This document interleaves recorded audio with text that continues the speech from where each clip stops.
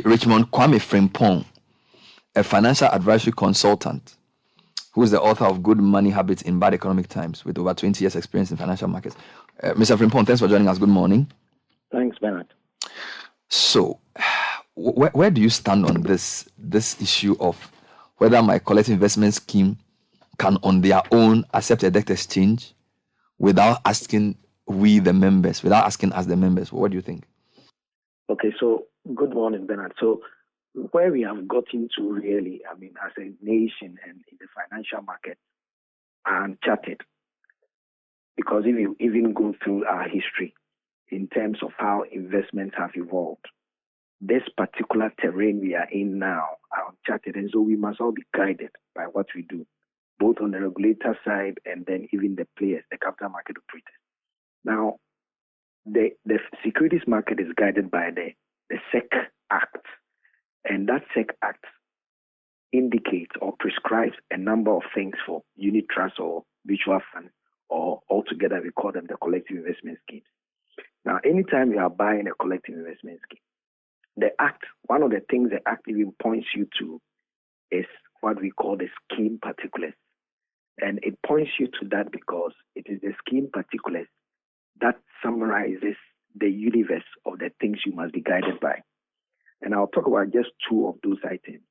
One is the investment objective. And the investment objective looks at the asset classes, i.e. the things that that particular collective investment scheme, be it a unit trust or a mutual fund, is supposed to be buying or is supposed to be investing. And then beyond that, it also talks about target allocation. So if, for example, my investment objective is to do capital preservation, and another person's investment objective is to do income growth, then based on these two different objectives, I will be guided by the scheme particular to decide what I buy and the kind of risk I'm exposed to.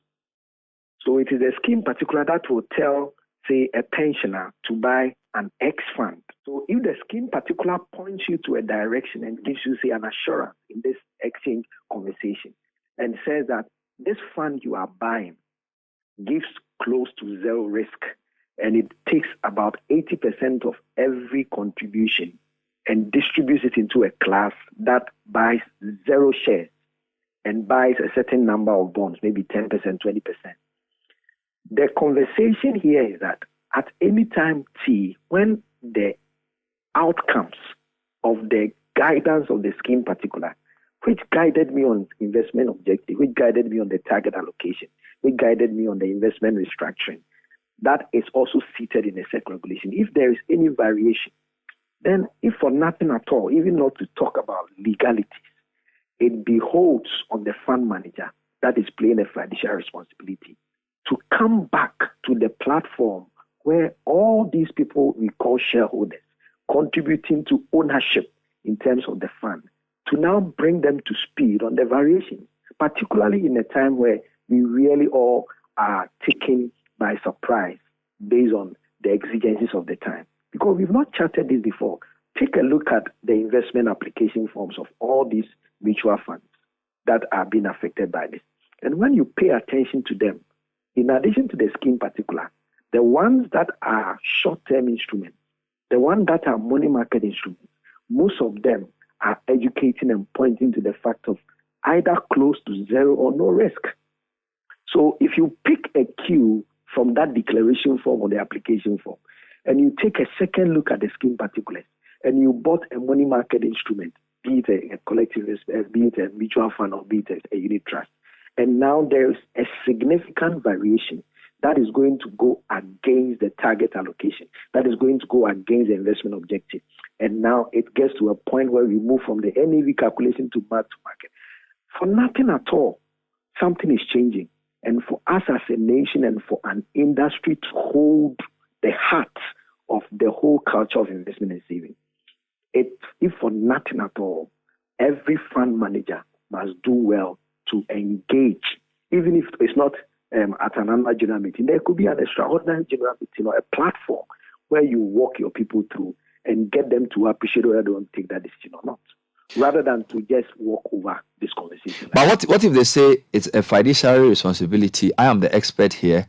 I have a holistic view of the situation in the sense that not only do I understand the terms of the offer of the exchange, but I also know whether government will pay or not, even if they don't, if I fail to accept the exchange. And I understand all the legalities. So trust me to make the decision for you, and then I'll explain later. That is a fair point to make, but you make that argument in the presence of the shareholders or the contributors. So you convince them to come on board with you. But when you don't bring them to speed to say, this is what we are confronted with, and this is what we think, based on the expertise and the fees you pay us for this work we do, this is the direction we want to take, and these are the potential consequences. Mind you, if, for example, I bought a money market fund today, and you read their scheme particulars, and you sign the investment application form, there is no indication anywhere that I can buy a particular money market fund and for nothing at all, I will not have capital preservation. No. If for nothing at all, they promise or guarantee to a certain extent a capital preservation and then liquidity for money market instruments that are collective investment schemes. So yes, we are in uncharted times. That is fair. But the least you can do is not to say because I'm playing a fiduciary responsibility, I know what to do. Well, you knew what to do when we have gotten to a place where the promise or the seeming guarantee hasn't turned out the way it should be. That means there can be a time that you may also be excused for taking this decision you say we should leave you to do, that you may not be able to explain. That is why, even if for nothing at all as an industry, because if we are not careful, the trust of believing in what investment can do or cannot do would be lost in the entire financial ecosystem. And when that is lost, we can never go back any day to promise anybody that this is what you have to do. And no one will trust your scheme, particular investment form already. And I'm saying, if for nothing at all, that is what the whole industry must strive to say by going back and engaging the contributors. What is interesting is that whilst we have been on air, some people have said to me, some listeners said, and I'm going to read the message without the name, Bernard, I have been contacted by my CIS. They sent a consent letter offering us the opportunity of choice. And then I asked him which company. He mentions the name of the company. I don't think I will mention it on air. Then he said, I asked, how did they do it? So they held online sessions. They educated us and allowed us to ask questions, clarify the matter to guide our decisions. Then I asked, when was this? And then the person says, prior to the first deadline. So it means that in December, so this is before January 5th, I think. So this person says their collective investment scheme company held online sessions and educated them and also give them the opportunity of choice. I guess this is the kind of thing you're talking about that all of them should do. Yes and no. So here, this is great. You are bringing each individual contributor to speed. That is what must be done first and foremost. But beyond that, there is a place where you need a certain block. Because if, for example, it's difficult not using the fund names, but you can also expose the funds like that. If I bought a certain fund that is supposed to be a money market collective investment scheme, ideally you are expecting that about 80% of the contributors are people who bought it because of the investment objective, i.e., they want to preserve their principal and they want regular income, liquidity. So they're a group of people, and anytime it is being varied, you need a block to vote on that matter. You cannot just pick one individual because they don't just buy the instrument. They don't buy the instrument. They buy the units of that fund shares that invest in the particular product or investment instrument or an asset class. And so you can't take an individual you have enlightened or briefed and his decision to say that that is a reflection of the entire asset class that you are going to take or the decision you are going to take on the asset class. That is why just engaging the people in the instance you have just cited may not be enough. There should be an emergency annual general meeting where there is a representation.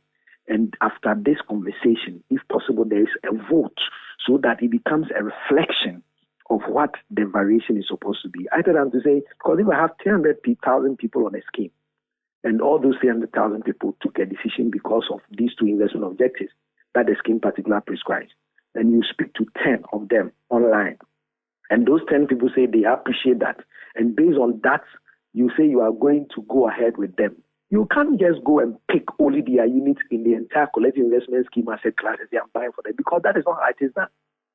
It is bought en bloc, and then they share the returns or otherwise for everybody, depending on the units they have.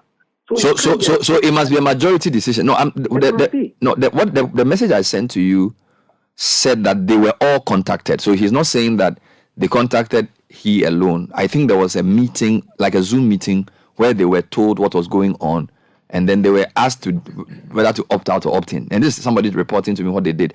I need to also tell that most of the listeners are saying they've not been contacted. So this may be an exception. People who invest in some of the major ones have not said they've been contacted. I have not been contacted, and my investment bank is a major one in the system. They haven't told me anything about the debt exchange. The last AGM they had was somewhere in December or something, or September or something. So anyway, I will take your point and throw your questions to Kisei Antonio. So thank you, Richmond.